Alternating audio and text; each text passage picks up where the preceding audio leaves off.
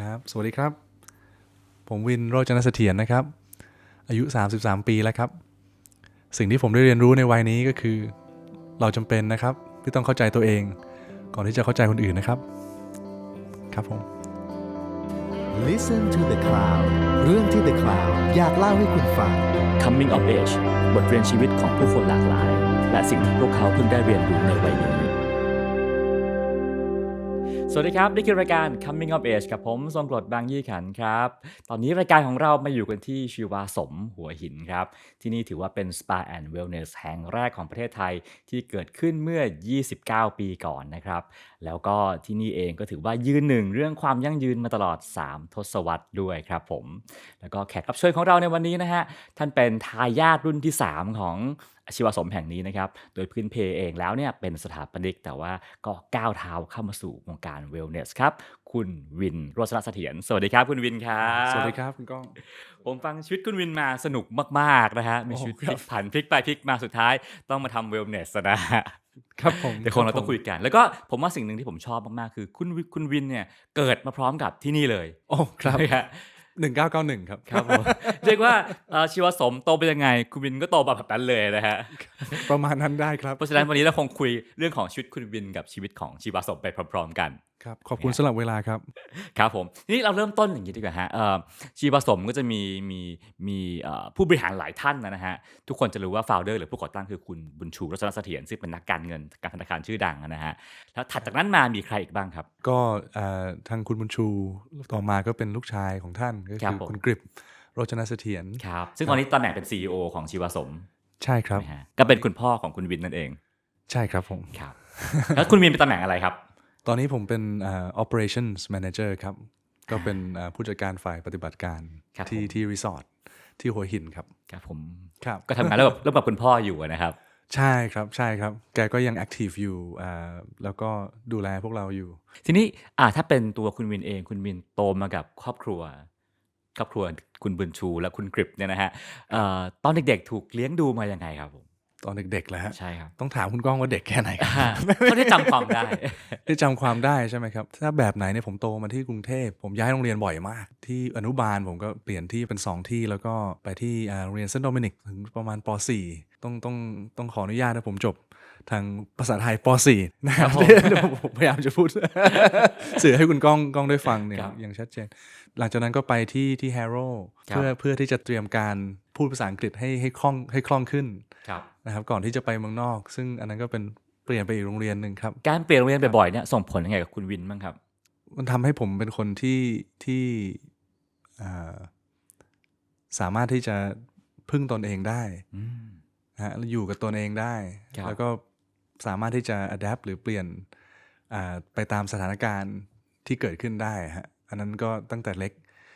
แต่พอเรียนกลับไปที่คุณก้องถามช่วงที่ว่าได้รับการเลี้ยงดูมายังไงเนี่ยคือทางคุณพ่อคุณแม่เนี่ยจะมีวิธีที่ต่างกันนะฮะเพราะแกเป็นคนที่ต่างกันนะฮะซึ่งผมก็ขอขอบคุณท่านมาตลอดนะฮะเพราะว่าท่านผมเห็นทั้งสอ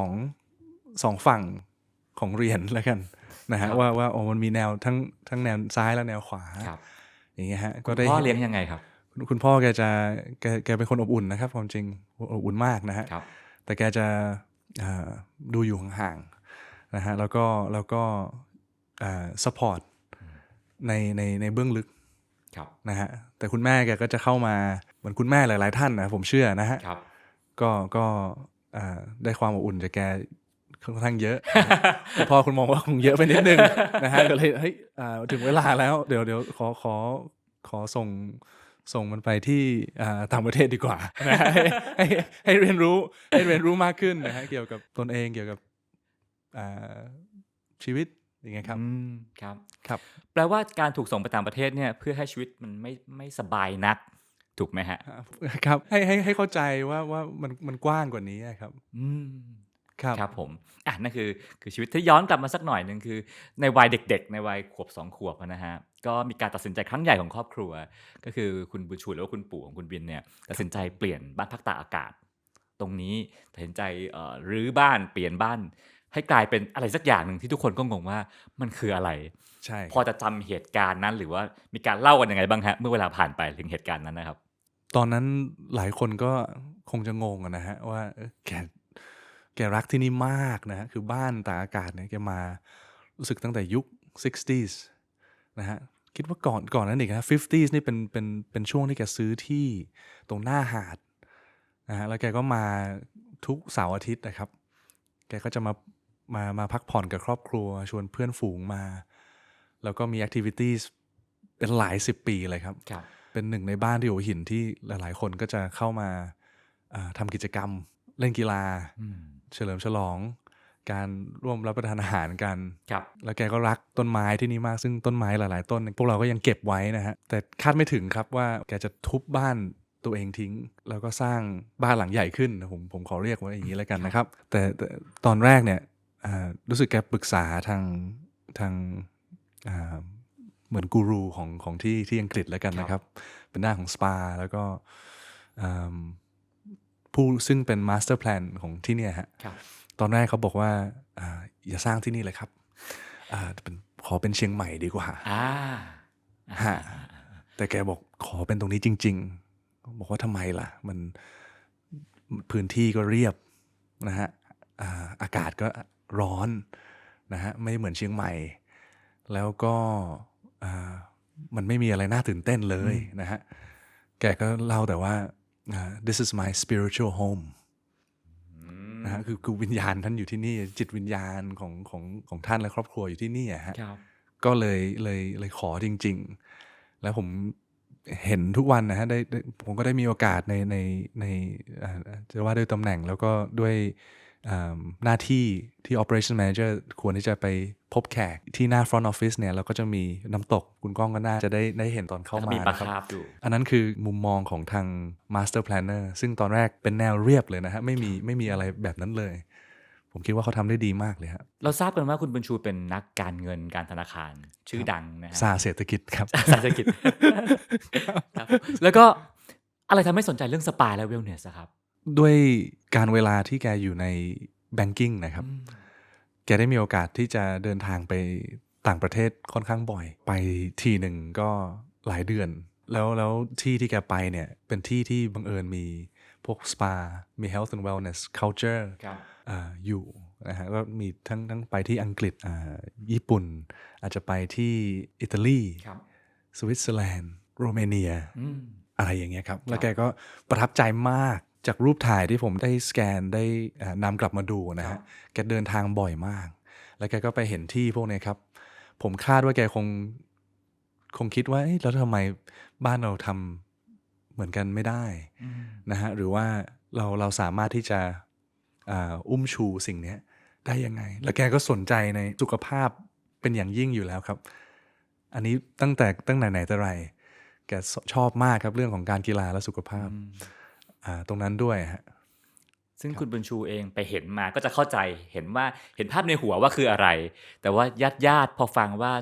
จะเปลี่ยนที่นี่ให้กลายเป็น Spa and Wellness ทุกคนเข้าใจแบบที่คุณบุญชูเข้าใจไหมครับ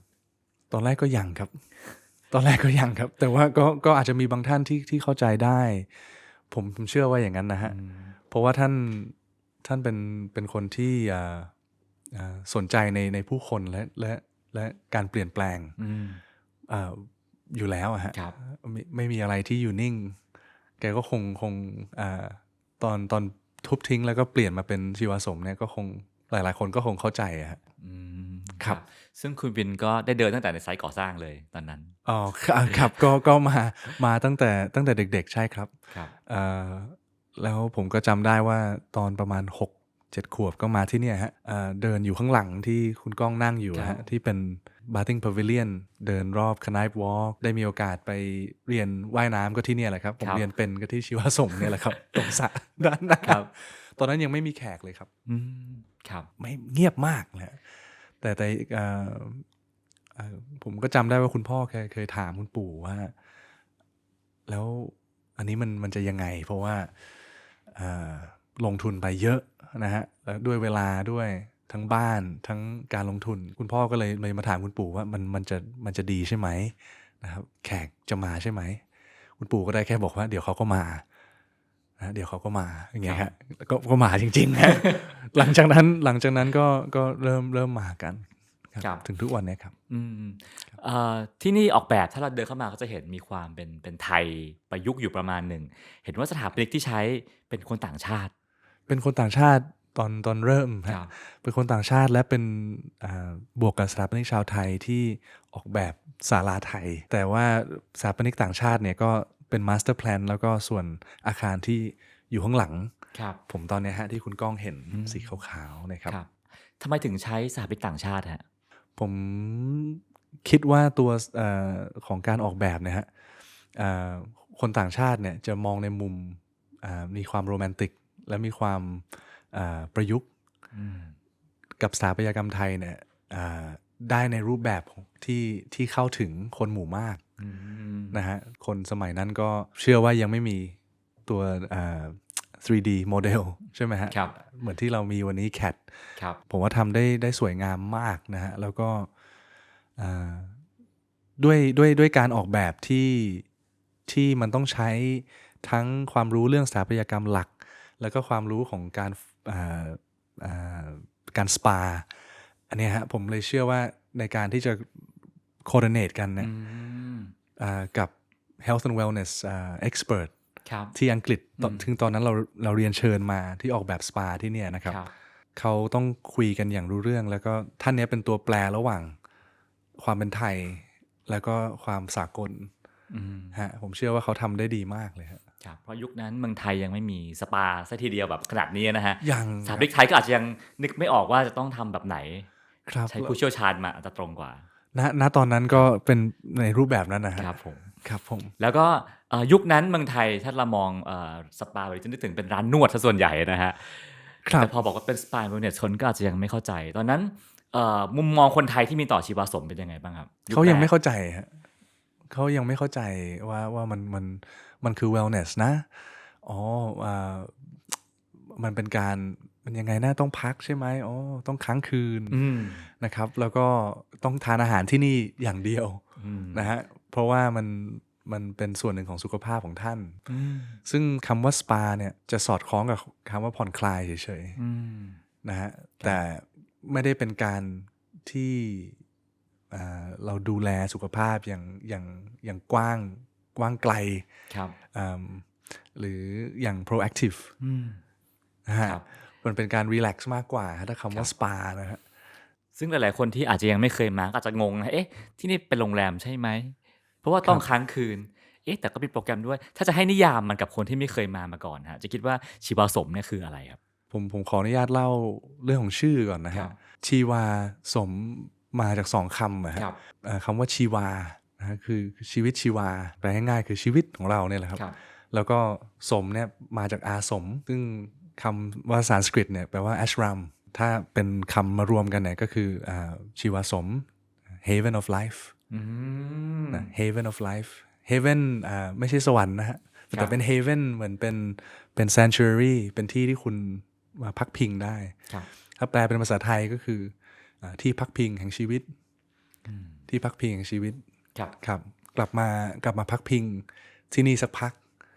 ครับแล้วค่อยเรียนรู้ในการใช้ชีวิตอย่างเต็มที่อีกครั้งหนึ่งครับผมทั้งโลโก้เราก็สอดคล้องเช่นกันนะครับเพราะเราก็มีทั้ง mind body แล้ว spirit ที่เป็นองค์รวม support แขกอยู่เสมอครับถ้าเรามาพักที่ชีวาสมเราจะได้ทำอะไรบ้างครับแล้วแต่ wellness journey ของทุกท่านครับเพราะว่าไม่มีใครเหมือนกันคุณก้องกับผมเรานั่งกันตรงนี้อยู่ในห้องเดียวกันแต่เราก็ต่างอายุต่างแนวคิดใช่ไหมฮะสุขภาพเราก็คงต่างกันไม่มีดีไม่มีแย่นะฮะกว่ากันแต่ว่าทุกคนเนี่ยมันเป็นสถานการณ์เฉพาะนะครับบางท่านเนี่ยร่างกายก็โอ้โหฟิตเฟิร์มมากนะฮะวิ่ง100 กิโลเมตรเป็นอัลตร้ามาราธอนมาบางท่านก็เพิ่งวิ่ง1,000 กิโลเพิ่ง break world record มาอะไรอย่างเงี้ยครับเรื่อง body เขาไม่มีปัญหาเลยนะฮะแต่เรื่องของตัวของ mind กับ spirit เนี่ยอาจจะส่งเสริมต่อได้นะฮะบางคนเป็นคนมีความสุขอย่างยิ่งนะฮะเป็นคนที่เข้าใจชีวิตในทุกๆบริบทเลย แต่ว่าร่างกายเนี่ยทรุดโทรม อืม นะฮะเขาก็จะได้ทำในส่วนของ body มากกว่าเป็น average ประมาณ 7 วันนะครับ7คืนเป็นส่วนกลางนะฮะเป็น average แล้วทุกท่านเนี่ยก็คือพอเข้ามาที่รีสอร์ทปุ๊บเราก็จะพูดคุยกันกับทาง health and wellness advisor ครับ นะครับซึ่งได้ทำการพูดคุยเกี่ยวกับชีวิตของคุณก้องนะฮะแล้วก็เข้าใจคุณก้องว่าคุณก้องอยู่ตรงไหนนะครับคุณก้องคือใครคุณก้องอยากไปไหนนะครับกับสุขภาพทั้งกายและใจพอเรามีเป้าที่ชัดเจนแล้วเนี่ยอาจจะเป็นเป้าที่ถูกหรืออาจจะเป็นเป้าที่เวิร์กหรือเป็นเป้าที่ไม่เวิร์กนะครับสมมุติคุณก้องเป็นโมเดลอาจจะพร้อมเพรียวแต่คุณก้องอยากลดน้ำหนักเพิ่มอีกนะครับมันอาจจะไม่ดีต่อสุขภาพของคุณก้องนะเราก็อาจจะแนะนำเป็นอีกแนวหนึ่งนะอาจจะเป็น muscle mass ที่เพิ่มขึ้นนะฮะอาจจะ lean ขึ้นแต่ว่าไม่น้ำหนักไม่น้อยเกินไปอย่างเงี้ยฮะเราก็จะตั้งเป้าร่วมกันกับแขกแล้วค่อยจัดตารางโปรแกรมของแขกนะฮะโปรแกรมนั้นก็อย่างที่ว่าแหละครับจะต่างกันสำหรับทุกท่านแล้วค่อย support ช่วยไกด์ท่านหลายๆท่านเนี่ยไปถึงเป้านะครับซึ่งเป้าหมายนั้นก็มีทั้งด้านฟิสิกอลนะฮะเรื่องการขับถ่ายย่อยก็มีเรื่องการนอนหลับต่างๆนานาแล้วก็จะมีโปรแกรมเรียกว่ากิจกรรมให้ทำประมาณสัก200กิจกรรมถ้าเป็นทรีทเมนต์เรามีประมาณ200ทรีทเมนต์เลยครับก็เลือกจัดตารางเรียบร้อย7วันก็ใช้บริการกันไปครับตัว activities ของเราถ้าเป็นตารางที่คุณก้องว่าเนี่ยฮะเราจะมีคลาส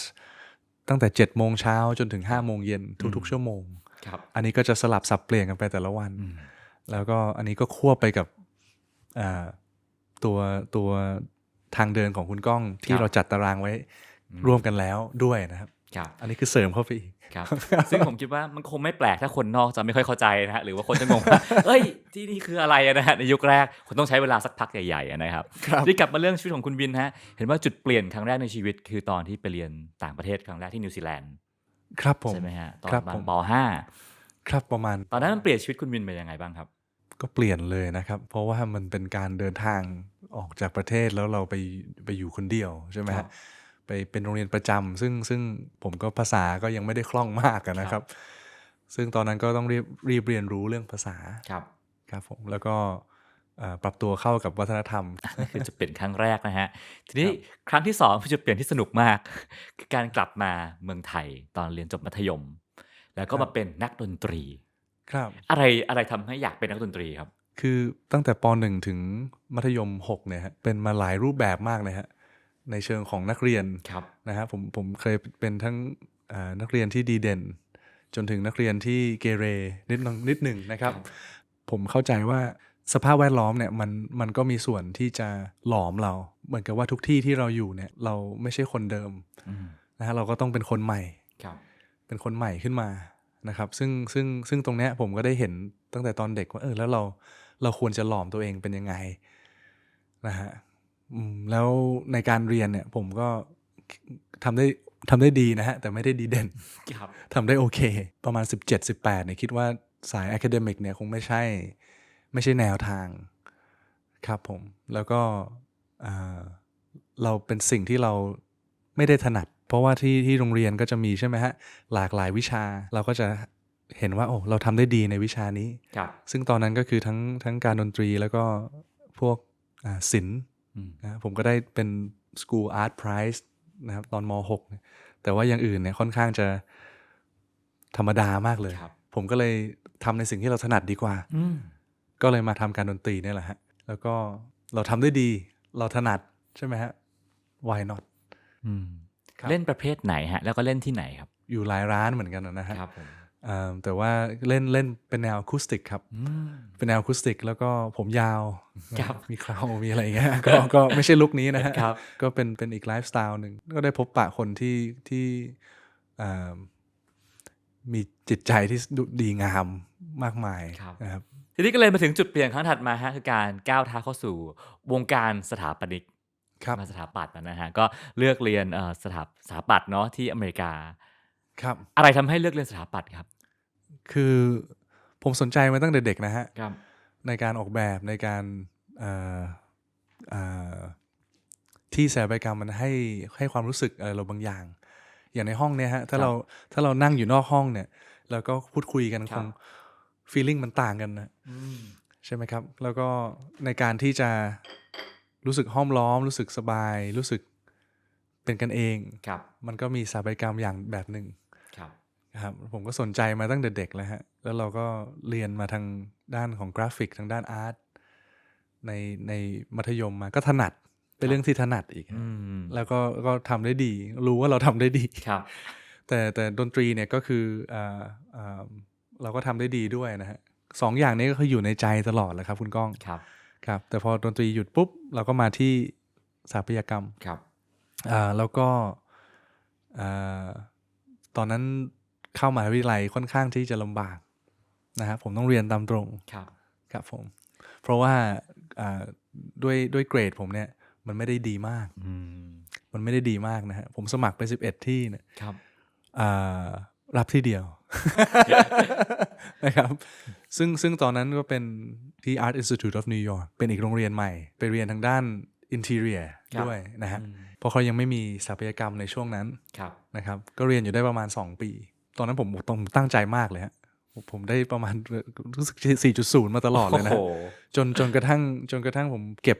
คะแนนที่สิ่งที่เราทำได้ดีเนี่ยเข้าไปที่ Parsons School of Design 4 ปีนั้นก็เจอคนหลากหลายมากแต่ช่วงนั้นก็เป็นจุดเปลี่ยนที่ยิ่งใหญ่เหมือนกันฮะเพราะนิวยอร์กอย่างที่คุณก้องน่าจะทราบดีมันก็เป็นอะไรที่หลากหลายจริงๆครับแล้วก็พอเรียนจบปั๊บก็กลับเมืองไทยมาแล้วก็มาทำงานที่ไทยใช่ครับตอนนั้นก็ประมาณเกือบ10 ปีแล้วฮะครับผมการทำงานเป็นสถาปนิกมันเป็นยังไงบ้างครับมันต่างจากการทำงานเวลเนสเยอะไหมครับผมมองว่าคือสถาปัตยกรรมเนี่ยฮะมันไม่ได้ต่างกันมากเลยนะฮะถ้าผมจะออกแบบกับคุณก้องผมเชื่อว่าสถาปนิกที่ดีเนี่ยต้องเข้าใจคนที่เราร่วมงานด้วยถูกไหมครับว่าฝันของคุณก้องคืออะไรคุณก้องอยากสร้างอะไรแล้วผมก็ต้องเป็นคุณก้องไม่งั้นคุณก้องคงออกแบบเองนะคุณก้องเป็นสถาปนิกใช่ไหมฮะทีนี้ในการที่จะเข้าใจนะฮะเราก็สร้างอะไรมาบางอย่างอย่างเช่นอาจจะเป็นดอกไม้อยู่บนโต๊ะเนี่ยครับมันก็เป็น3 จุดเหมือน3 เหลี่ยมครับอันนี้ก็เราก็ร่วมกันในห่วงเวลาหนึ่งเพื่อที่จะสร้างอะไรชิ้นหนึ่งขึ้นมาครับผมอันนี้คือสถาปัตยกรรมใช่ไหมฮะแต่ว่าสำหรับ wellness หรือ hospitality เนี่ยฮะมันไม่มีจุดที่3แล้วครับมันมีแค่คุณก้องและผมมันมีแค่ความเข้าใจที่ผมต้องเข้าใจคุณก้องนะฮะเพื่อที่จะมอบบริการที่ดีที่สุดที่เหมาะที่สุดให้กับคุณก้องนะครับถ้าผมไม่เข้าใจถ้าผมไม่รู้ลึกถึงชีวิตของคุณก้องเนี่ยมันก็ยากที่เราจะที่จะ support คุณก้องอันนี้ก็คือส่วนที่ผมเริ่มมาเข้าใจมากขึ้นทุกๆวันในการพบปะแขกของเราทุกวันนะครับคุณวินเป็นสถาปนิกอยู่นานไหมครับประมาณ4 ปีได้ครับประมาณ4 ปีได้ครับแล้วอะไรทำให้รู้สึกว่าพอละฉันจะกลับมาทำเวลเนสละผมคิดว่าลึกๆคุณพ่อเขาคงรอผมอยู่ฮะเพราะแกก็ตอนนั้นก็เริ่มอายุมากขึ้นใช่ไหมฮะผมก็เริ่มเห็นแกใช้ชีวิตกับการทำงานเนี่ยเยอะนะฮะก็เป็นห่วงไหมเป็นนะฮะแล้วก็คิดว่าสักวันหนึ่งแหละแต่ตอนที่อายุ18จนถึงมหาวิทยาลัยเนี่ยมันรอได้ฮะเราคิดว่าอย่างนั้นแปลว่าณวันนั้นก็เห็นชีวิตตัวเองแล้วแหละว่าต้องมาจบที่ชีวาสมเบื้องลึกครับเพราะว่ามันเป็นอะไรที่ครอบครัวเราก็ได้มีความเขาเรียกว่าภาคภูมิใจที่ได้ทำมันขึ้นมาครับแล้วก็คุณปู่และคุณพ่อแกก็สานต่อมาขนาดนี้นะฮะผมมีทุกวันได้ก็พอที่นี่ครับก็พอเอาไปผจญโลกเรียบร้อยแล้วนะฮะก็กลับเข้ามาสู่ชีวาสมเป็นการกลับเข้ามาทำงานในครอบครัวแล้วก็ทำงานกับคุณพ่ออาจจะเป็นครั้งแรก ครั้งแรกครั จา บ กที่ทำงานกับฝรั่งใช้ชีวิตกับฝรั่งและสถาปัตย์ซึ่งเป็นศิลปินนะฮะ พอต้องกลับไปทำงานกับครอบครัวกับคุณพ่อกับงานเวลเนสที่เราไม่เคยเจอมาก่อนมันเป็นยังไงครับมันก็ท้าทายนะฮะช่วงแรกเพราะว่ามันเป็นอะไรที่เราไม่ถนัดเลยนะครับผมมันก็ต้องออกจากคอมฟอร์ทโซนของเราเพราะว่านี่มันใหม่หมดเลยครับเราไม่ได้เรียนมาทางนี้ครับเรียกว่าประสบการณ์ความรู้อาจจะมีไม่ตรงสายสักเท่าไหร่แต่บังเอิญน่ะเป็นลูกเจ้าของวางตัวยังไงครับในบริษัทตอนที่เข้ามาตั้งแต่วันแรกนะฮะคือผมจำได้ว่าคือชื่อนะฮะสำคัญมากนะฮะชื่อของทุกๆคนเนี่ยผมก็ต้องรู้จักของคุณก้องก่อนนะฮะผมก็ต้องรู้จักคุณก้องผมก็ต้องรู้จักทางคุณฟ้าผมต้องรู้จักคุณสแตมป์ใช่ไหมฮะครับคุณจ๋าใช่ไหมฮะครับคือผมก็ต้องให้เกียรติทุกท่านว่าเนี่ยเรามาร่วมงานนะเราไม่ได้มาเป็นบอสคุณนะฮะผมก็เป็นหนึ่งในพนักงานซึ่งก็ได้ทำตามขั้นตอนของพนักงานปกติทุกอย่างผมก็อยู่ที่ Staff House ตอนแรกหมายถึงว่าพักบ้านพนักงานเนี่ยเหรอฮะพักพนักงานอย่างเงี้ยครับแล้วก็ทางคุณพ่อแกมองว่าเราต้องใช้ชีวิตเหมือนพนักงานคนหนึ่งซึ่งผมก็ดีใจมากนะฮะที่แกมองอย่างนั้นเช่นกันแล้วก็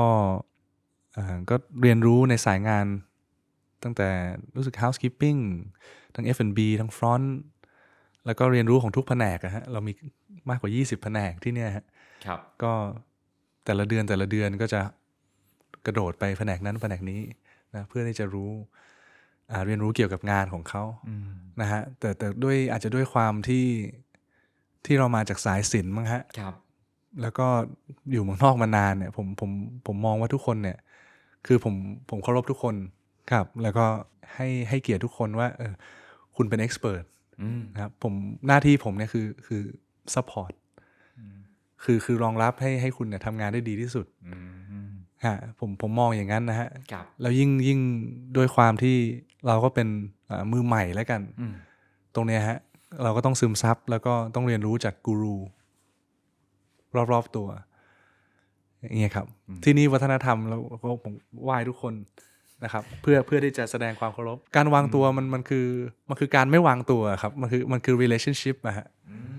ใช่ไหมครับมันคือความสัมพันธ์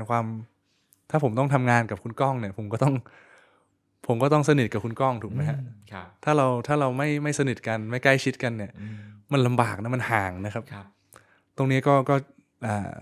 ค่อยๆทุกๆวันฮะเราก็ get to know ครับแล้วกับคุณพ่อล่ะฮะกับคุณพ่อเหรอครับใช่จับเจ้านายแต่เป็นคุณพ่อมีหมวก2ใบซ้อนทับกันอยู่ทำงานกันยังไงฮะให้ราบรื่นครับความจริงเจ้านายของผมเนี่ยก็คือgeneral manager คุณวัยปัญญานะฮะผมเป็นเพียงแค่มือขวาของทาง GM ที่นี่แต่ถ้าเจ้านายพวกเราทุกคนเนี่ยก็คือท่านประธานก็คือคุณกฤษคุณพ่อนะครับบางสถานการณ์ก็ต้อง submit นะฮะหรือว่าขอให้ท่านพิจารณาอะไรบางอย่างที่เรามันมากเกินความสามารถของพวกเราอย่างเงี้ยก็สนุกครับทุกครั้งเพราะแกจะเป็นคนที่รอบคอบนะฮะเป็นคนระวังนะฮะเป็นคนคิดการไกลมากนะฮะผมก็ต้องคิดเผื่อไว้ว่าแกจะคิดยังไงอีกหนึ่งสิ่งที่ต่างไปมากคือแนวทางรูปแบบการทำงานการเป็นสถาปนิกก็มีความเป็นศิลปินมีอิสระในการทำงานในการคิดค่อนข้างสูงแต่ว่าพอเป็นงานเวลเนสงานโรงแรมงานสปาเนี่ยมันต้องการดูแลต้องการเซอร์วิสมายต้องการดูแลลูกค้าหรืออาจจะลูกค้าเป็นหลักด้วยซ้ำฮะต้องปรับตัวเยอะไหมครับเยอะมากครับในการเป็นสถาปนิกเนี่ยถ้าถามเพื่อนร่วมงานผมตอนที่อยู่ที่สตูดิโออาร์คิเทคกันนะครับเขาก็จะตอบว่าผมค่อนข้างเก็บตัวนะฮะผมค่อนข้างทำอะไรเป็นชิ้นงานคือทำงานกลุ่มนะฮะแต่ว่าจะใช้เวลากับการทำงานaloneเยอะมากนะฮะจะไม่ค่อยออกไปไหนมาไหนนะครับจะอยู่แต่ที่ทำงานทำที่ทำงานแต่ด้วยหน้าที่ของผมตอนนี้ฮะผมต้องเจอคนทุกวัน นะครับผมต้องเป็นคนที่ประสานงานนะฮะเรื่องของเวลาเรื่องของความสัมพันธ์การวางแผนในความเป็นสถาปนิกเนี่ยผมไม่ได้มีตรงนั้นเลยฮะต้องหัดไปหมดเลยครับหลายๆเรื่องเนี่ยครับผมต้องพลิกคาแรคเตอร์ใหม่เลยฮะคือเราต้องสร้างตัวตนใหม่ขึ้นมาเลยนะฮะในการที่จะสวมโรตอนนี้ฮะครับอย่างเมื่อกี้ผมเห็นคุณวินเดินมาเจอแขกทักทายแขกแบบเป็นธรรมชาติมากเดินเข้าไปถามต้องการอะไรหรือเปล่าสิ่งนั้นคือสิ่งที่เป็นร่างใหม่แล้วหรือเปล่าฮะอันนั้นร่างเก่าผสมร่างใหม่ เพราะว่าร่างเก่าคงจะบอกว่าเขาควรจะทำอะไรบางอย่างแต่คงไม่กล้าครับแต่ไอ้ร่างใหม่ก็มันเป็นธรรมชาติมากกว่าเพราะเราคงได้ทำมันทุกวันด้วยความด้วยโรที่เราต้องเล่นเนี่ยมันก็ต้องเซอร์วิสณขณะนั้นให้ได้ในช่วงโควิดที่ผ่านมาฮะมีการก้าวกระโดดอย่างหนึ่งของชีวาสมคือการไปเปิดสาขาที่กาตาร์ใช่ครับนะฮะอย่างที่แต่ละคนทราบว่าที่นี่มีแขกชาวตะวันออกกลางค่อนข้างเยอะนะฮะก็เลยไปเปิดถึงบ้านท่านเลยก็แล้วกัน ไปเปิดชีวาสมที่กาตาร์ชีวาสมที่กาตาร์ต่างจากที่หัวหินยังไงบ้างครับที่กาตาร์เนี่ยมีแขกมาอาจจะไม่ได้เยอะมากนะฮะที่ชีวาสมที่หัวหินแต่ว่าท่านที่มาเนี่ยได้มีความประทับใจเป็นอย่างยิ่งซึ่งบางท่านเนี่ยก็คือมาหลายปีมากนะครับเป็น10 ปีก็มีเราเลยเห็นว่าเขาได้เห็นความสำคัญของ wellness นะครับแล้วก็ที่ได้รับเชิญไปที่ทางชีวสมได้รับเชิญไปบริหารเป็น wellness destination ที่กาตาร์เนี่ยvision นะครับที่เขาอยากจะพลิกวัฒนธรรมของประเทศเนี่ยให้เป็นแนวใหม่และเป็นแนวที่มันอาจจะดีในส่วนรวมและส่วนตัวของหลายๆคนนะครับผมว่าสุขภาพเนี่ยเขามองว่าที่กาตาร์เนี่ยมันต้องการมากเขาต้องการที่จะบำรุงแล้วก็มีส่วนที่พัฒนาประเทศอีกรูปแบบหนึ่งไม่ใช่แค่ในเชิงธุรกิจแต่เป็นเชิงของจะเป็นการท่องเที่ยวนะครับหรือเป็นการที่จะพัฒนาคุณภาพและสุขภาพของประเทศของเขาครับเขาอยากให้ที่เราไปสร้างเนี่ยเป็นโอเอซิสนะครับอยู่ในทะเลทรายถ้ากาตาร์เป็นฝ่ามือผมนะฮะมันจะอยู่ข้างบนเหนือสุดของประเทศเลยครับตรงนั้นก็ยังเป็นทะเลทรายอยู่แต่มันยังมีน้ำแล้วก็มีป่าโกงกลางคล้ายกับที่หัวหินนี่แหละครับก็ไม่ต่างกับชีวสมหัวหินมากขนาดนั้นครับแต่สิ่งหนึ่งที่มีเพิ่มเติมจากที่นี่คือมีการเรียกว่าเป็นแพทย์หรือเป็นศาสตร์แผนอาหรับด้วยใช่ครับที่นู่นเราจะมีคำว่า TAM นะครับย่อมาจาก TAIM นะฮะ TAM เนี่ยtraditional Arabic and Islamic medicine นะครับ Arabic กับ Islamic คือทั้งฝั่งของประเทศอาหรับเนี่ยเขาจะมีตำราของ wellness เนี่ยมานานมากนะฮะแล้วก็เป็นพันปีนะครับซึ่งทางทีมR&D ของเราเนี่ยก็ได้ไปค้นคว้าแล้วก็อาจจะอุ้มชูมันขึ้นมานะครับให้โลกเนี่ยเห็นว่าทางอาหรับเนี่ยเขามีศาสตร์อะไรบ้างนะฮะแล้วก็ประยุกต์ใช้ไปในทรีทเมนต์ของเราที่นู่นด้วยนะครับนอกเหนือจากที่เราเอาองค์ความรู้ของที่หัวหินเนี่ยไปเนี่ยที่นู่นเขาก็มีอะไรที่เป็นเอกลักษณ์นะครับของเขาเองซึ่งส่วนต่างตรงนี้ครับเราคิดว่าเป็นวิชั่นของชีวสมที่อยากจะนำไปสู่ในอนาคตนะฮะครับผมแล้วเราเอาศาสตร์แผนอาหรับกลับมาที่หัวหินไหมครับครับก็เดี๋ยวความจริงจะมีการสลับเป็นโปรแกรมสลับสับเปลี่ยนด้วยนะครับเรากำลังวางแผนกันอยู่ว่าจะมีเป็น therapist หรือ practitioner ที่กาตาร์นะฮะมาทำ treatment ให้แขกเราที่นี่นะครับเพื่อว่าเผยแพร่หรือว่าเป็นการแนะนำว่าที่นู่นมันมีข้อดีแล้วก็มีศาสตร์แบบนี้ด้วยนะครับก็ให้เขาเห็นให้มันชัดเจนไปเลยนะครับมาทำที่นี่เลยครับผมแล้วของเราก็อาจจะมีการสลับไปด้วยนะครับผมเองก็เดี๋ยวจะมีการเดินทางไปที่กาตาร์เดือนหน้าอาจจะหลายเดือนอยู่ครับ ก็ไปดูว่าเขาทำงานเป็นยังไงที่นู่นนะครับแล้วก็แขกเป็นยังไงบ้างนะครับ แล้วถ้าโมเดลนี้เวิร์กไม่อยากไปเปิดที่ประเทศอื่นหรือจังหวัดอื่นบ้างเหรอครับ อยากไหมก็ในระยะยาวนะครับผมเชื่อว่าสิ่งที่เราทำอยู่เนี่ยมันได้ช่วยหลาย ๆ ท่านนะฮะชีวิตของหลาย ๆ ท่านแล้วก็ได้มีเอฟเฟกต์ของอินดัสทรีของ wellness นะครับครับผมเชื่อว่าสิ่งที่เราทำอยู่เนี่ยเป็นเรื่องที่ดีก็ถามว่าในการวางแผนไปข้างหน้านะฮะผมมองว่าโอเคเราคุยกันได้ครับ10 ปี20 ปีนะฮะแต่ว่าคงไม่มีใครวางแผน100 ปีใช่ไหมฮะแต่ผมคิดว่าอย่างที่เนี่ยผมอยากให้อยู่เกิน100นะครับก็ไปเรื่อยๆเลยเพราะว่าความยั่งยืนเนี่ยมันไม่มีหยุดสิ้นนะฮะแล้วผมคิดว่าตรงเนี้ยมันเป็นอะไรที่มันสร้างความยั่งยืนให้กับชีวิตคนเราก็หาสำรวจพื้นที่อยู่เรื่อยๆครับแล้วก็สำรวจโอกาสอยู่เรื่อยๆแต่ว่าเราไม่ได้รีบเลยครับคุณก้องเราค่อนข้างที่จะใช้เวลากับการไตร่ตรองแล้วก็หาที่เหมาะจริงๆนะฮะครับแต่เราคงไม่ได้เปิดเป็น10แห่งในอนาคตหรอกครับผมเชื่อว่ามันคงเป็นแนวทางคล้ายคลึงกับที่เราทำที่กาตาร์นะครับมีเพชรเม็ดงามที่ทวีปไหนนะฮะเราก็เอามันมาขัดเงาฉายแสงให้ประมาณนั้นครับอีกหนึ่งเรื่องที่ผมชอบมากคือชีวสมอะคาเดมี่ที่เอกมัยนะฮะก็ที่นี่เป็นโรงเรียนสอนทรีทเมนต์ประเภทต่างๆสอนผู้ประกอบการสปาด้วยสอนหลายวิชาเยอะมากซึ่งผมเข้าใจทีแรกว่าเป็นการสร้างคนเพื่อส่งเข้ามาอยู่ที่ชีวสมแต่ความเป็นจริงเหมือนจะไม่ใช่ใช่ไหมครับไม่ใช่อย่างเดียวครับอันนั้นเป็นอาจจะเป็นผลลัพธ์ที่ดีสำหรับเรานะฮะแต่ว่าผลลัพธ์เนี่ยมันควรจะดีสำหรับทางอินดัสทรีครับซึ่งสิ่งนี้สร้างมาประมาณ20 กว่าปีแล้วนะฮะโรงเรียนนี้ใช่ครับซึ่งผมก็เลยสงสัยว่าแล้วทำไมครับทำเพื่อเหมือนเราสร้างคู่แข่งให้มาแข่งกับเราด้วยซ้ำถ้าเราไม่มีเนี่ยเราลำบากครับเพราะว่าคู่แข่งทำให้เรา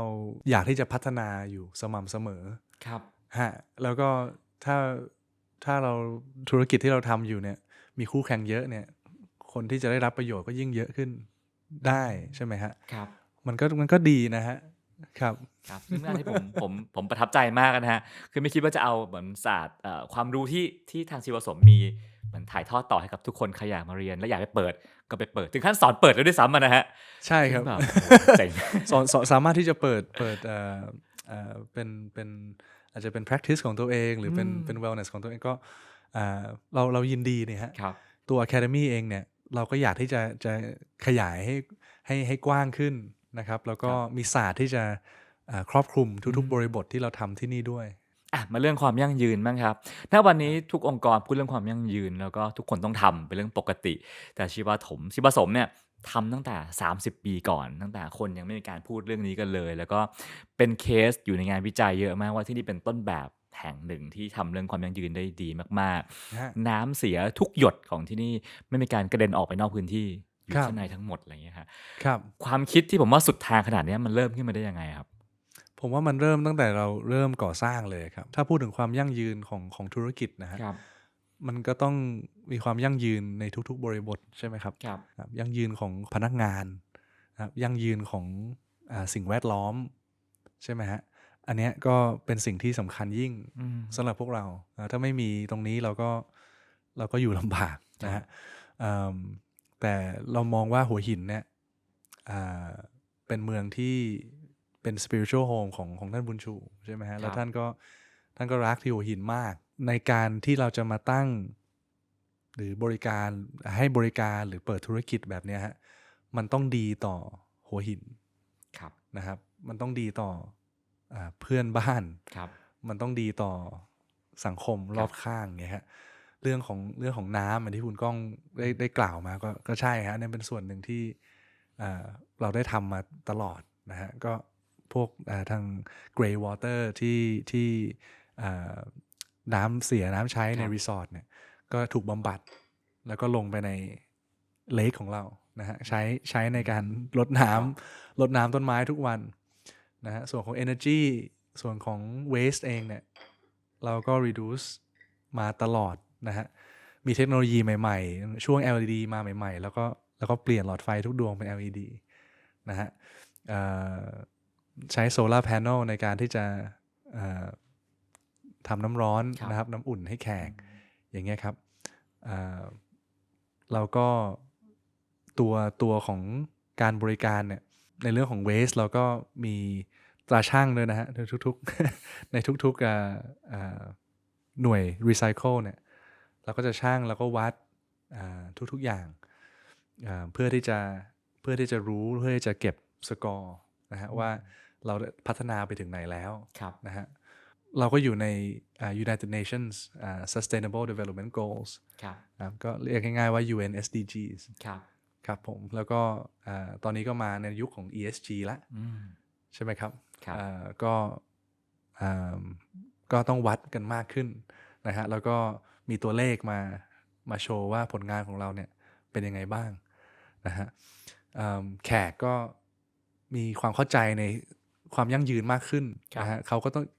ก็อยากรู้ฮะว่าเฮ้ยชีวสมอยู่มีอะไรที่ lead ต่อไปตรงนี้ไหมอยู่มีอะไรที่จะแนะนำให้แขกเปลี่ยนแปลงหรือมีแนวคิดใหม่ๆบ้างไหมเราก็ได้มีการ audit ตัวเองแล้วก็มีการที่จะมี external audit มาเรื่อยๆครับแล้วก็มี certification ที่จะออกมาเรื่อยๆเช่นกันเรื่องน้ำถ้ากลับไปนะฮะเราก็ใช้ low flow มาตั้งแต่ไหนแต่ไรนะฮะวัดแม้กระทั่งว่ากี่ลิตรจะออกมาภายใน10 วินะฮะแอร์ตัดไหมถ้าคุณก้องเปิดประตูค้างไว้ที่ห้องเช่นสมมติว่าผมเปิดแอร์อยู่ในห้องแล้วผมเปิดประตูเปิดหน้าต่างเปิดหน้าต่างค้างไว้5 นาทีแอร์จะปิดทันทีก่อนนั้นฮะของเราตอนนี้กลับมาเป็นประมาณนาทีนึงแล้วฮะตอนนี้ผมลองเรียบร้อยแล้วมันตัดใช่ไหมฮะตัดครับครับจะไม่เกินนั้นนะครับครับผมครับคือเล็กๆน้อยๆครับแล้วก็พลาสติกเราก็ไม่ใช้ในรีสอร์ทฮะแล้วก็พวกเซตอัพamenities ต่างๆก็เช่นกันนะครับก็ทุกๆบริบทแหละครับทุกๆบริบทซึ่งหลายๆอย่างหลายๆคนฟังแล้วจะบอกว่ามันก็กลายเป็นสิ่งที่เป็นคอมมอนไปแล้วทุกที่ก็ทำแบบนี้แต่ต้องบอกว่าที่นี่ทำมา30 ปีครับแล้วแจกกระติกน้ำขวดน้ำใช้ขวดแก้วกันมา30 ปีแล้วนะฮะใช่ครับมันเป็นอะไรที่อาจจะอยู่ในสายเลือดของเราไปครับเมื่อวานตอนที่เข้าพักนะฮะผมก็ต้องเซ็นรับยินยอมหลายๆข้อนะฮะซึ่งมี2ข้อที่ผมสนใจเป็นพิเศษและผมรู้สึกว่าโอ้สุดทางมากข้อหนึ่งคือห้ามโทรศัพท์ห้ามใช้โทรศัพท์ยกเว้น2 สถานที่คือห้องสมุดแห่งนี้กับที่ห้องพักให้ใช้โทรศัพท์ได้ใช่อันนี้มันฮาร์ดคอร์ไปไหมฮะหรือทำเพื่ออะไรฮะ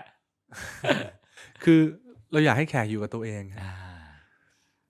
เดี๋ยวนี้ชีวิตมันเร็วมากครับคุณก้องบางทีในการที่จะเบรกเนี่ยเราต้องเอาอวัยวะที่เรียกว่ามือถือเนี่ยไว้ในห้องบ้างออกจากตัวเราบ้างนะฮะเพื่อที่จะอยู่กับธรรมชาติของเราที่เราไม่ต้องมีสิ่งนี้นะฮะจุดของมือถือเนี่ยเป็นอะไรที่ผมขอเรียนว่ายากขึ้นเรื่อยๆนะฮะเพราะว่าแขกเขาติดจริงๆนะครับบางท่านเนี่ยโอ้โหถือตลอดเวลาเลยนะฮะในการเช็คอินมาโทรคุยมีตติ้งกันที่ front office นะครับแต่ว่าเราก็เรียนแขกทุกท่านอย่างที่เรียนคุณก้องนะครับอันนี้เป็นเกี่ยวกับสุขภาพของท่านนะครับ1นะฮะสำคัญที่สุดเลย2คือถ้าแขกท่านอื่นเห็นท่านเนี่ยเขาก็ยังอยากใช่ไหมฮะมันก็ไม่ต่างอะไรกับ habit ที่เราคุ้นเคยนะฮะแล้วก็เพื่ออันที่3เนี่ยเพื่อความ private ของแขกที่มาอยู่ทุกท่านบางทีอาจจะมีการถ่ายรูปใช่ไหมฮะอาจจะมีการที่จะเราเป็น private resort นะฮะก็ให้เกียรติทุกท่านว่านี้คุณมาอย่างเป็นกันเองเป็นส่วนตัวอย่างเงี้ยครับ ซึ่งข้อนี้ถือว่าดีมากนะฮะผมบอกทุกคนได้ว่าห้ามตามงานที่นี่ก็ห้ามใช้มือถือฟังจะเพิ่งตามงานตอนนี้ อยู่าเพิ่งตามงานคุณก้องใช่ไหม ใช่เพิ่งตามงาน ค ผ รับ มฮะ แล้วข้อ2ที่ผมช็อกมากแล้วผมคิดว่าโหกล้าหาญมากคือ ครับ ห้ามถ่ายรูปครับ ครับ อีกข้อหนึงที่เขียนว่าห้ามถ่ายรูปทุกที่ในนี้ ซึ่งมันตรงข้ามกับความคิดของโรงแรมยุคใหม่ที่อยากให้ทุกคนถ่ายรูป เพื่อแชร์ว่าฉันอยู่ที่นี่อาหารสวยตึกสวยคนจะได้อยากมาพักแต่ชีวสมทำตรงข้ามคือห้ามถ่ายรูป ครับผมใช่ฮะเราอันนี้ผมก็เขินๆนะฮะเราถ่ายรูป เพราะว่าเราไม่อยากให้ประสบการณ์ที่อยู่ข้างหน้าเราเนี่ยฮะมันเลือนหายไปจากโมเมนต์นั้น ครับ นะครับ แล้วก็ด้วย privacy ด้วยความเป็นส่วนตัวของแขกทุกท่านเนี่ยเราเคารพตรงนั้นจริงๆนะฮะเดี๋ยวนี้แน่นอนเรามี GDPR PDPA เข้ามาเกี่ยวแล้ว ครับ อันนี้บวกเข้าไปด้วยนะฮะแต่ตั้งแต่เริ่มเนี่ยอ่าคุณก้องลองนึกภาพว่าถ้ามีคนถ่ายคุณก้องที่รีสอร์ทนะฮะ อืม แล้วคุณก้องอาจจะอยู่ในบาธโรบ อ่า เพิ่งออกจากสปามาอย่างเงี้ ใช่ ย ใช่ใช่ หรือคุณก้องอาจจะเป็นนักธุรกิจ หรือเป็นดาราฮอลลีวูด อืม นะมาพัก ขอเวลาส่วนตัวสักครู่ อืม นะฮะอันนี้ก็เป็นที่มาว่าทำไมนะฮะแต่ในที่สุดแล้วมันก็เป้าหลักคืออยากให้ท่านเนี่ยอยู่กับปัจจุบัน อืม นะฮะ อยู่กับตัวเองด้วย อยู่กับตัวเองและปัจจุบัน ครับ ครับผม ครับทีนี้กลับมาเรื่องปีนี้ชีวาสมก็29ปีปีหน้าจะครบ โอ้ครับ 30 ปี ครับ นะฮะ ครบ30 ปีแล้วคุณก้องทราบด้วยใช่ไหมฮะ ทราบด้วยครับผมส่วน โอ้โห คุณวิ คน รับ ก็อายุ33นะฮะปีหน้าก็34คุณวินมองอายุตัวเองในวัย33นี้ว่าเป็นวัยที่มีข้อดียังไงบ้างครับ ข้อดีแหละฮะ ใช่ครับ เรายังมีสุขภาพที่อาจจะไม่ได้สุดโทรมมาก ครับ นะฮะเพราะว่าก็เพิ่ง33 ปีในโลกนะฮะ ครับ เอิ่มอาจจะพูดถึงเรื่องของ3เรื่องใช่ไหมฮะเรื่องของเวลาเรื่องของอาความมั่นคงในการเงิน ครับ แล้วก็เรื่องของ energy ที่มีอยู่ ครับ นะฮะผมก็โชคดีที่ยังมีอย่างน้อย2อย่างนี้อยู่ นะฮะเวลาอาจจะน้อยลงหน่อย ครับ นะครับแต่เรื่องเนี้ยถ้าบริหารจัดการดีเนี่ยก็สามารถใช้ชีวิตได้อย่างมีความสุขได้นะฮะก็ถือว่าโชคดีครับผมคิดว่าเพื่อนร่วมชั้น หรือคนที่อายุเนี้ยฮะผมว่าไม่ต่างกันมากเลยฮะ อืม ในเรื่องของการเวลา เพราะว่าเป็นช่วงที่ต้องสร้างตัวปั้นตัวเองขึ้นมา ครับ หรือว่าปั้นงานโปรเจกต์รอบๆตัวขึ้นมา ครับ ก็มันเป็นข้อดีฮะที่เรามี awareness ตรงนี้นะครับในเรื่องของเวลาซึ่งเราค่อยบริหารมันได้ถูกต้อง อืม ครับ แล้วชีวาสมในวัย29ปีกำลังจะ30ปีเนี่ยมีข้อดีอะไรบ้างครับ พนักงานของเราฮะคือพนักงานเนี่ยบางท่านผมเพิ่งได้มีโอกาสได้มอบเหรียญและมีรางวัลให้กับผู้ที่อยู่กับเรามาเนิ่นนานนะครับ เพิ่งมี staff party มาในวันที่12ที่ผ่านมาบางคนอยู่มา30 ปีนะฮะ ชีวาสมเปิด29ปี ครับ แปลว่าเขาอยู่มาก่อนเปิด training ฮะ training โอ้โห ครับมาเรียนรู้เกี่ยวกับรีสอร์ทบางท่านก็คือเป็นผู้ก่อตั้งตอกเสาเข็มก็ยังอยู่กับเรา ครับ นะฮะหลังจากนั้นก็มีกลุ่มของ25 ปีนะ20 ปี15 ปี อย่างเงี้ยครับ10 ปีนานนะครับ ผมนี่ถือว่ามือใหม่ครับคุณก้อง6 ปี ครับ ก็ใหม่กำลังครับ ใหม่เอี่ยมเลยฮะ แล้วการที่เป็นwellness อายุ30ปีมีข้อดียังไงบ้างฮะ เนี่ยแหละฮะคือความที่คนของเราเนี่ยชีวาสม family เนี่ยอยู่กันมานาน ครับผม นะฮะมันมีความเข้าใจกันและกัน ครับ นะฮะมีความแน่นแฟ้นนะฮะ ครับ แล้วก็เห็นหน้าก็เข้าใจแล้วฮะว่าโอเคต้องการอย่างนี้นะ อืม นะครับการสื่อสารการส่งมอบงานกันและกันเนี่ยมันเป็นเรื่องสำคัญยิ่ง อืม ในการบริการที่เนี่ยนะฮะ ครับ ทุกคนจะรู้ทุกเรื่องของแขก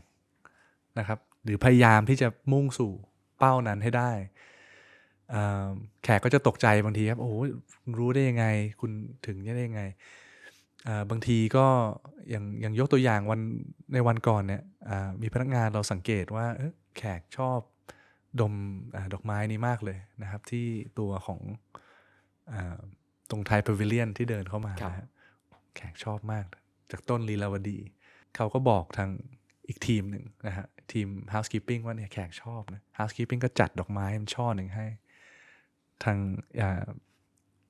แม่บ้านก็เทิร์นเป็นดอกไม้เป็นช่อสวยงามในห้องตอนเย็นหลังอาหารเย็นอะไรอย่างเงี้ยคือมันก็มีความน่ารักมีความใส่ใจแล้วก็การสื่อสารพวกนี้มันง่ายคือมันไม่ได้ต้องไปเป็นตาม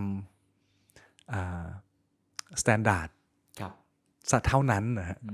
มันถ้าเหนือสแตนดาร์ดเนี่ยผมเชื่อว่ามันเป็น relationship ของทางพนักงานด้วยกันที่มีเป้าเดียวกัน30 ปีเนี่ยคือเป้าไม่ได้เปลี่ยนนะฮะผมเชื่อว่าคำว่า guest come first เนี่ยมาตั้งแต่วันแรกนะมันคือเหนือสิ่งใดในการทำงานคือว่าไม่ว่าเราจะต้องประสบอะไรเราก็ต้องผ่านมันพักมันไปก่อนผ่านมันไปก่อนเพื่อแขก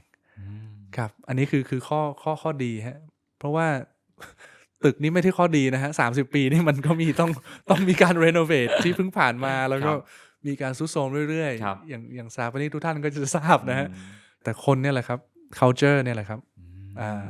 มันมากับการเวลาที่มันเร่งไม่ได้ฮะมันเร่งไม่ได้ฮะมันต้องใช้เวลาเหมือนดนตรีครับคุณก้องใช่ไหมฮะดนตรีมันใช้เวลานะครับคุณก้องชอบฟังเพลงอะไรฮะผมฟังเพลงป๊อปนะฮะเพลงป๊อปใช่ไหมครับเพลงป๊อปก็สมมุติว่าประมาณ3 นาทีคุณก้องเล่น1 นาทีสปีดอัพไม่เพราะนะฮะหรือคุณก้องคัทช็อตก็ไม่ได้ใช่ไหมฮะมันยังไม่จบยังไม่ถึงคอรัสเลยครับอันนี้ก็ผมเชื่อว่าทุกอย่างมีเวลาของมันและด้วยทีมเวิร์กหรือคนเนี่ยมันมีเวลาของมันอย่างยิ่งครับครับผมมาถึงคำถามสุดท้ายแล้วครับคือพอเราให้โจทย์คุณวินไปว่าเราจะชวนคุยเรื่องจุดเปลี่ยนครั้งต่างๆในชีวิตที่เป็นจุดคุณวินก็รู้สึกว่าโอ้ยากจังแล้วก็เกิดไอเดียบางอย่างไอเดียนั้นคืออะไรครับในโลกเนี่ยฮะคือจุดเปลี่ยนเนี่ยบางทีเราก็จะมองไม่เห็นณขณะที่มันเกิดขึ้นนะครับเราคงจะมองเห็นในเวลาที่เรามองย้อนกลับไปเวลาที่มันผ่านไปแล้วนะฮะแต่ว่าผมเชื่อว่าเวลาที่เราได้อยู่กับตัวเองเนี่ยมันเป็นเวลาที่เราจะได้มองในสิ่งนั้นนะเราจะเห็นมันมากขึ้นนะแล้วก็เรียนรู้จากมันไปเรื่อยๆนะฮะครับมันไม่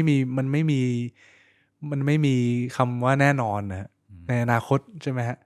แต่ว่าอดีตเนี่ยเราย้อนดูได้ว่าเราทำอะไรมาบ้างเราเปลี่ยนยังไงมาบ้างครับผมแล้วมันอะไรที่มันดีนะเราก็เก็บไว้นะอะไรที่เราปรับได้เราดีขึ้นได้กว่านี้เราก็ทำมันนะเป็นการรีวิวเป็นการคัดกรองเป็นการไตร่ตรองที่ผมเชื่อว่าทุกคนก็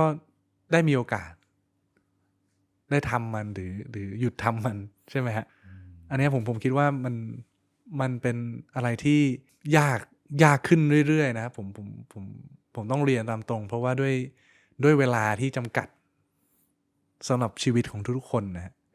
จะมีเวลายามว่างอยู่กับตัวเองเนี่ยมันอาจจะน้อยนะครับไม่ว่าคุณอยู่ในงานไหนหรือคุณอยู่อายุไหนอย่างเงี้ยฮะมันโลกมันเร็วมากนะฮะแต่การที่จะหยุดเนี่ยมันต้องช่วยกันนะฮะผมเชื่อว่าที่นี่ก็ช่วยบางท่านสโลว์ดาวน์ลงบ้างนะครับช่วยผมด้วยนะฮะบางทีก็ผมเองก็ลืมนะฮะว่าเฮ้ยมันเร็วไปเราบางทีเห็นแขกมาโอ้โหยิ้มแย้มสบายมากเลยอ๋อเขาได้พักผ่อนเขาได้อยู่กับตัวเองบ้างนะแล้วของเราล่ะอย่างเงี้ยเราก็ต้องคิดนะครับคุณก้องในการที่จะบริการเนี่ยเราก็ต้องเป็นแบบอย่างที่ดีใช่ไหมฮะไม่ใช่ว่าเราโอ้โหเครียดมาสุดๆเลยแต่ว่าเรามาบริการเราต้องยิ้มแย้มเนี่ยมันฝืนครับทำยังไงให้ทั้งตัวเราและทั้งคนรอบตัวเราเนี่ยมันเป็นธรรมชาติอันนี้เป็น challenge ที่สนุกฮะ เพราะฉะนั้นถ้าใครอยากทบทวนตัวเองก็วางมือถือไว้ห่างๆนะฮะ ภาพก็ดีครับก็ดีครับอันนั้นเริ่มจากตรงนั้นได้ครับ ใช่ ผม ครับถ้าเกิดว่าคิดว่าทำไม่ได้มาอยู่ชีวาสม แล้วคุณจะอยู่กับตัวเองมากขึ้น แล้วก็จะมีชีวิตที่ดีขึ้นมีร่างที่ดีขึ้นมีใจที่ดีขึ้นกลับไป ใช่ครับใช่ครับผม ครับแล้วก็ผมว่าสิ่งหนึ่งที่คุณบินพยายามพูดตลอดว่า อธิบายชีวผสมมันยากจังมันไม่สามารถอธิบายให้คนนึกออกว่ามันคืออะไร สิ่งที่สุดคือคุณต้องมาแล้วสัมผัสมันนะฮะ ครับผม ผมก็เชื่อว่าวันนี้คงจะได้เห็นภาพคร่าวๆประมาณหนึ่งแต่ว่าถ้าอยากเข้าใจถึงจิตวิญญาณของมันอย่างถ่องแท้ต้องมาลองสัมผัสกันดูที่ชีวสมนะฮะ ครับมาได้ครับเราเปิดตลอดครับ ครับผม โอเคครับขอบคุณคุณบินมากนะครับ ขอบคุณมากนะครับคุณก้อง ครับขอบคุณมากครับ ติดตามเรื่องราวดีๆ และรายการอื่นๆจาก The Cloud ได้ที่ readthecloud.co หรือแอปพลิเคชันสำหรับฟังพอดแคสต์ต่างๆ